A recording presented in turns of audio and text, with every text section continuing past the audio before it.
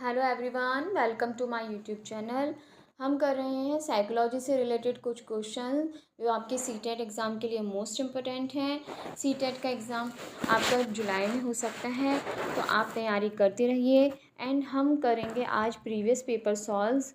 हम previous paper solve कर रहे हैं, इससे रिलेटेड आपको जो क्वेश्चंस मिल सकते हैं आपके आने वाले एग्ज़ाम के लिए मोस्ट इम्पोर्टेंट रहेंगे, क्योंकि इससे ही रिलेटेड क्वेश्चंस आएंगे। ऑप्शंस सेम नहीं होंगे, लेकिन क्वेश्चंस ज़रूर आपको प्रीवियस पेपर से मिल सकते हैं। ये प्रीवियस पेपर जो हम सॉल्व कर रहे हैं ये आपकी एक हेल्प है जो आपके एग्ज़ाम के लिए हेल्प साबित होगी। अगर आपको मेरी वीडियो पसंद आए तो वीडियो को लाइक, शेयर एंड सब्सक्राइब जरूर कीजिए। हम डेली 15 क्वेश्चन सॉल्व करते हुए चल रहे हैं, तो आज हम नेक्स्ट प्रीवियस पेपर सॉल्व करेंगे। आप स्क्रीन पर देख सकते हैं बाल विकास एवं शिक्षा शास्त्र, चाइल्ड डेवलपमेंट पेडोलॉजी। तो आज हम करेंगे क्वेश्चन नंबर 1, प्रीवियस पेपर है ये। चलिए प्रीवियस पेपर सॉल्व करते हैं। पियाजे के अनुसार विकास को प्रभावित करने में निम्नलिखित कारकों में से किसकी भूमिका महत्वपूर्ण होती है। किसकी बात चल रही है, किसकी थ्योरी की बात चल रही है? ये चल रही है अकॉर्डिंग टू पियाजे, डेवलपमेंट ऑफ इस अधिगम का जो सिद्धांत दिया था पियाजे ने दिया था। उन्होंने कहा है संज्ञानात्मक विकास पर उन्होंने अधिक जोर दिया है। ठीक है, तो किस पे? संज्ञान के द्वारा, है ना। लेकिन बात कर रहे हैं हम विकास को प्रभावित करने में। किसको प्रभावित करने में? विकास को। तो किसकी भूमिका महत्वपूर्ण है? ऑप्शन पढ़िए। भाषा की, पुनर्बलन की, भौतिक विश्व के साथ अनुभव की या अनुकरण की।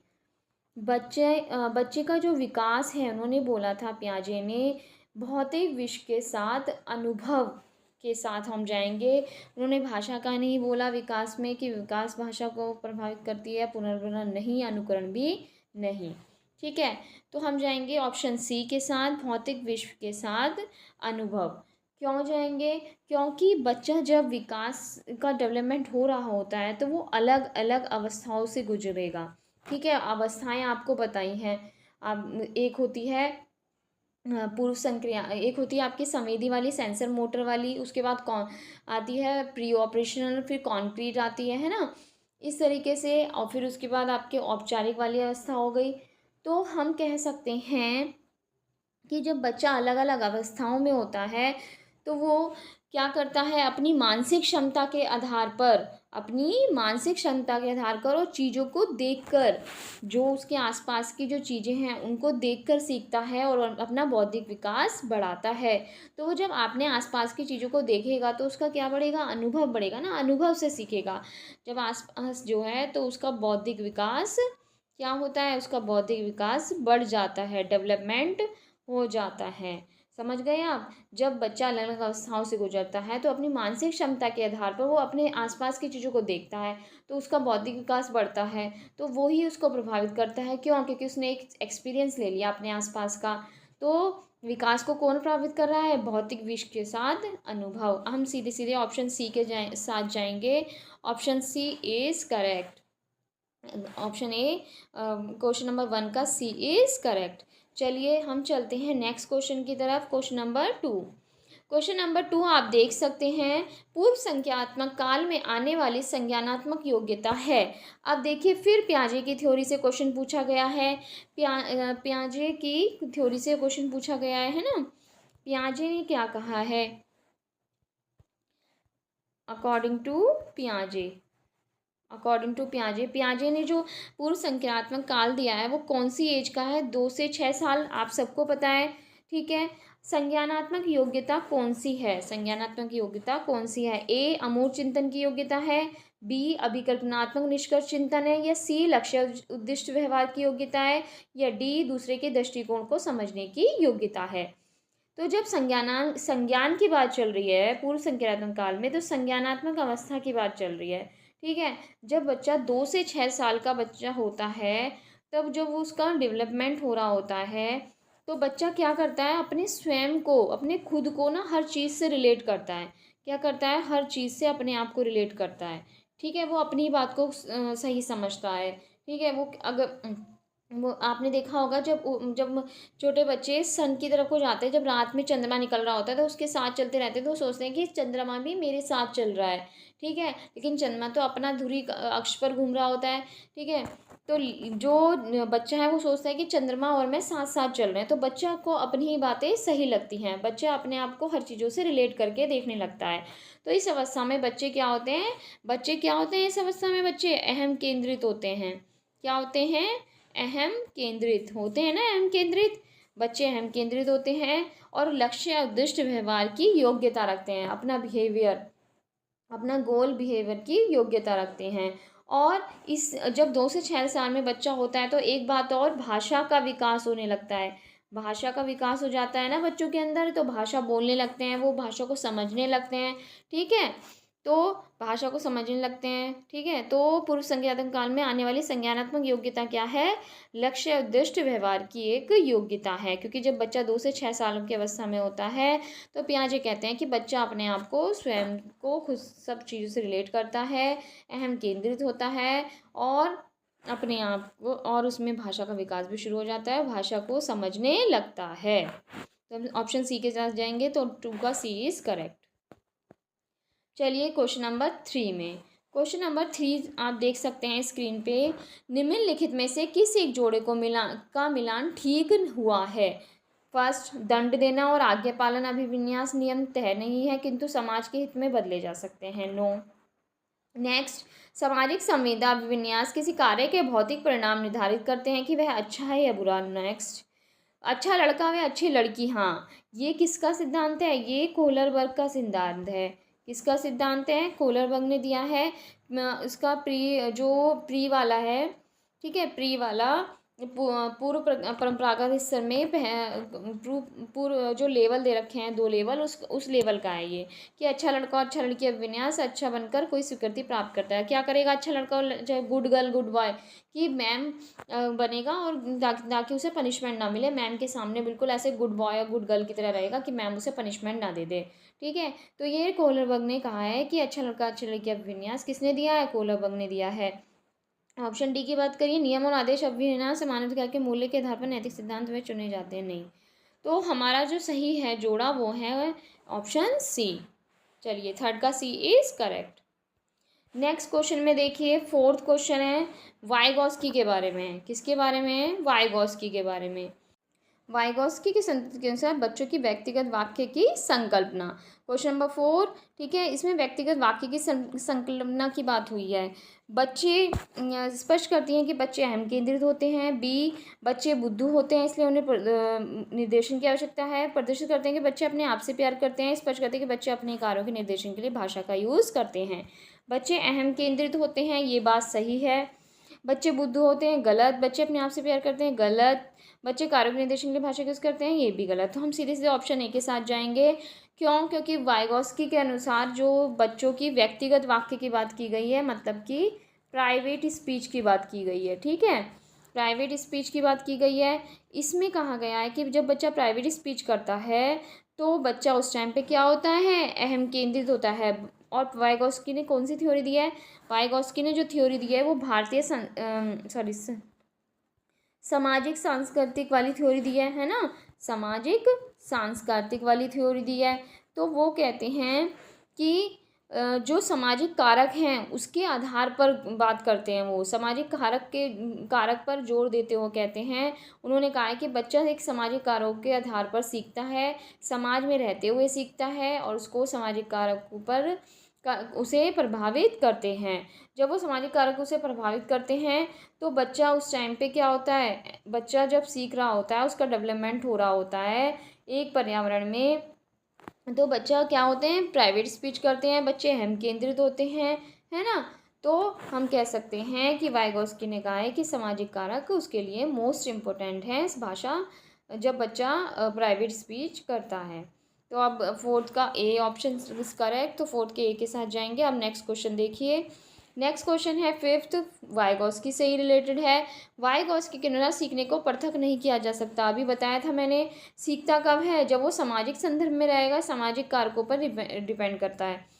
सामाजिक संदर्भ में अवबोधन और अवधारणात्मक प्रक्रियाओं से या पुनर्वलन से या व्यवहार के मापन योग्य परिवर्तन से।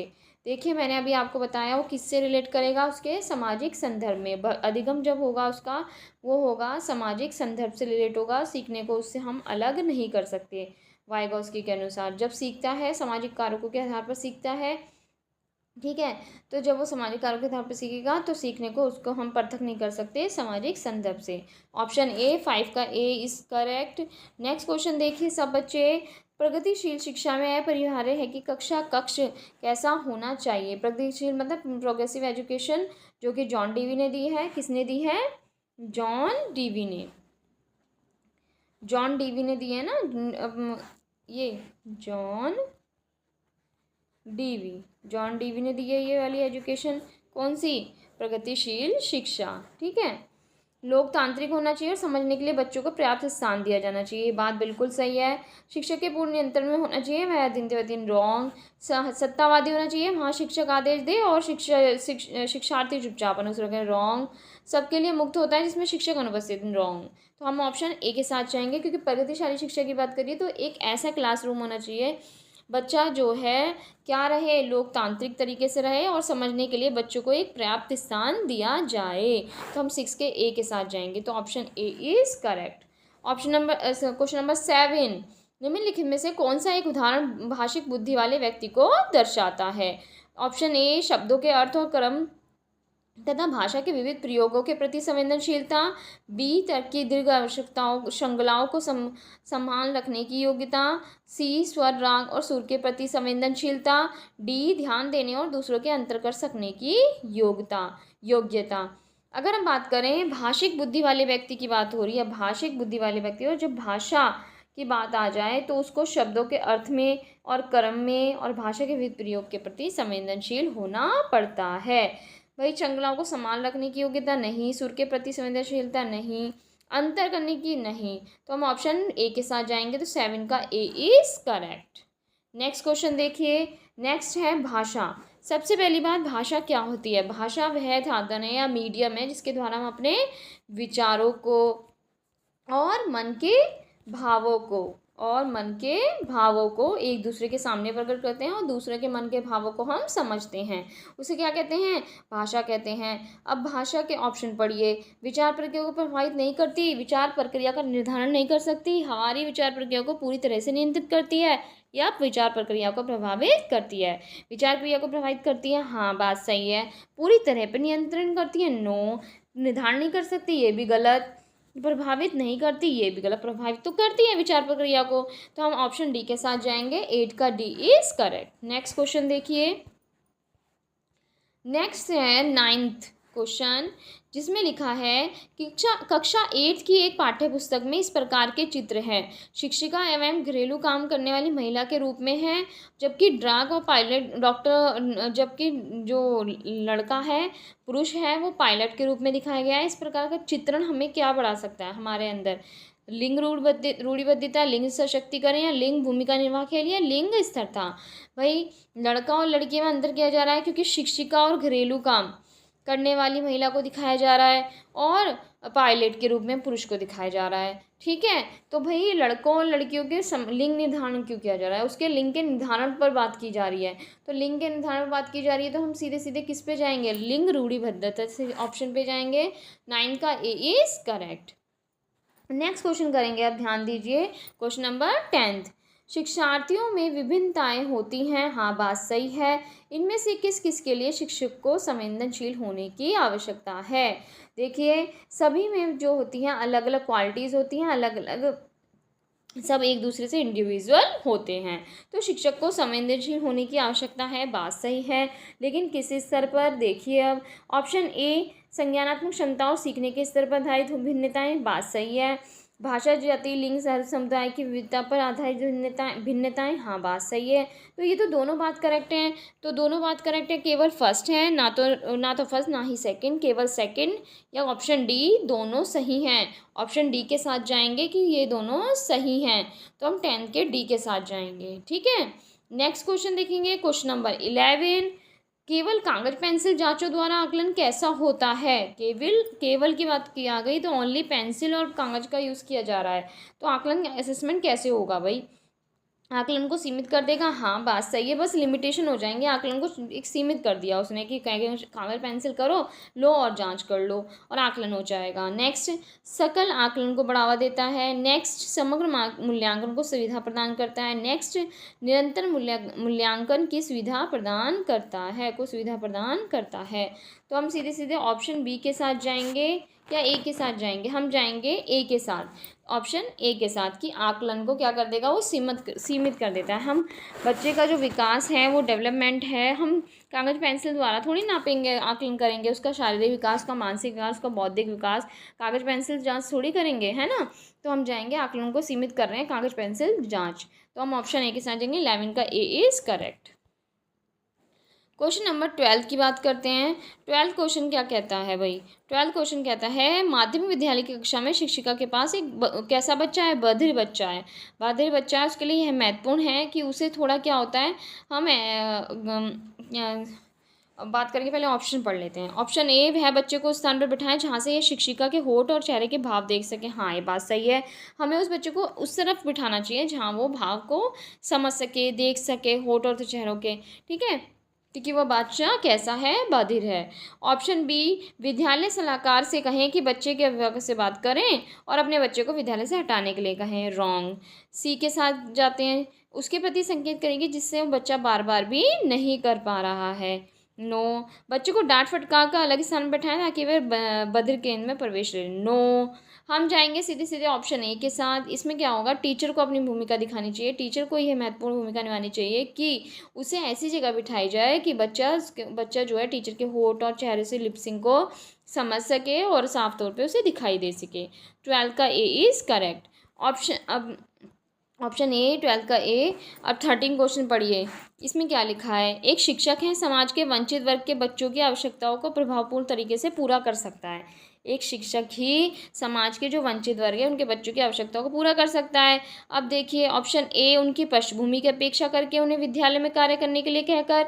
बी, कक्षा कक्ष के प्रत्येक बच्चे की आवश्यकता अनुसार अपना शिक्षण कौशल अपनाकर। सी, उन्हें कक्षा कक्ष में अलग स्थान पर बैठाकर ताकि वे अन्य बच्चों से मेल जोल ना करें। डी, अन्य बच्चों को वंचित पृष्ठभूमि वाले बच्चों के प्रति सहानुभूति व्यवहार करने के लिए कहकर। हम जाएंगे, देखिए उन्हें कहाँ कैसे करेंगे, उन्हें उनकी पृष्ठभूमि को अपेक्षा करेंगे? नहीं करेंगे भाई। उन्हें विद्यालय में कार्य करने के लिए कहेंगे? नहीं। कक्षा कक्ष में प्रत्येक बच्चे की आवश्यकता अनुसार अपना शिक्षण कौशल बनाएंगे? हाँ, ये बात सही है। सी, कक्षा कक्ष में अलग स्थान बैठाएंगे? नो। बच्चों के प्रति सहानुभूति व्यवहार रखेंगे उन बच्चों के प्रति जो वंचित वाले हैं? नहीं नहीं, सभी के साथ व्यवहार समान रखना है। तो हम जाएंगे सीधे सीधे ऑप्शन बी के साथ, ठीक है। 13 का बी इज़ करेक्ट। नेक्स्ट देखिए, अधिगम नियोक्ता वाले बच्चे कैसे होते हैं? बहुत बुद्धिमान और परिपक्व होते हैं, बहुत सक्रिय होते हैं, उनकी बुद्धि लब्धि कम होती है या कुछ भी नहीं सीख सकते, अधिगम के कुछ पक्षों से संघर्ष करते हैं।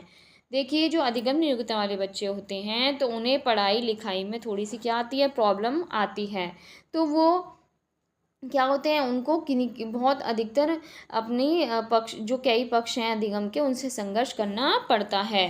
तो अधिगम के कुछ पक्षों से वो क्या करते हैं, संघर्ष करते हैं। ऑप्शन डी के साथ जाएंगे। 14 का डी इज करेक्ट। चलिए, लास्ट क्वेश्चन है हमारा 15। शिक्षक बच्चों को सृजनात्मक विचारों के लिए प्रोत्साहित कर सकता है। कैसे? उन्हें बहुविकल्पीय प्रश्न देकर, उन्हें समस्या समाधान के लिए विभिन्न तरीकों से सोचने के लिए कहकर, उन्हें उत्तर कंठस्थ करने के लिए कहकर, उन्हें प्रत्यास्मरण आधारित प्रश्न पूछकर। देखिए, हम रटने को नहीं कहेंगे बच्चे को, ठीक है।